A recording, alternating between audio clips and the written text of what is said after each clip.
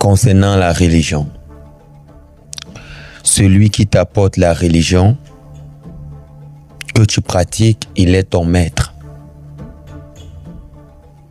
Celui qui t'apporte la religion dont tu pratiques, oui, pour laquelle tu te vantes aujourd'hui, il est ton maître.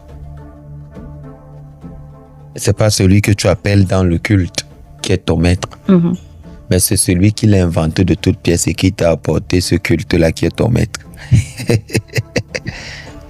C'est comme qu'un garçon dit à une femme, il s'appelle Jonas, et à une autre, il dit qu'il s'appelle Albert. Si les deux femmes ne se rencontrent pas pour parler de la même personne, elles ne sauront on aura jamais. l'impression que Jonas est jumeau avec Albert. C'est un peu ce dans quoi on se trouve dans ce monde où tout se confond.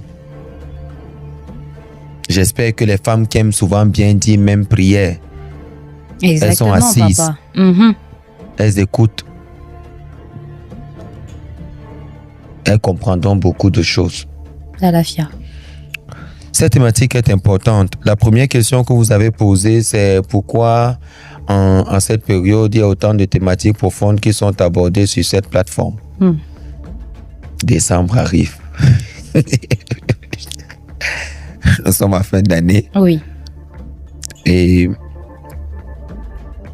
trêve de plaisanterie, il est temps que beaucoup de personnes se réveillent. Nous ne tolérerons pas un sacrifice de plus d'un innocent. Alafia. Voilà. Ce qui se prépare dans le monde est un bain de sang très fort. Et c'est une guerre hautement spirituelle qui a des répercussions matérielles.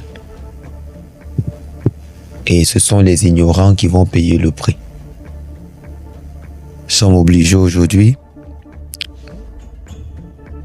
d'être une lampe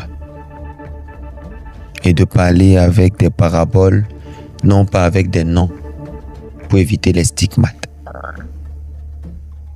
Pour permettre à plusieurs personnes qui savent lire entre les lignes de se réveiller et de comprendre qu'est-ce qui ne va pas. Eh bien, c'est bien, hein? C'est bien de se lever un matin et que quelqu'un vienne charger ton commerce. Ah, papa. C'est bien souvent de se lever un matin, d'entrer dans un supermarché et que quelqu'un plonge dans le supermarché et il dit « Je dépose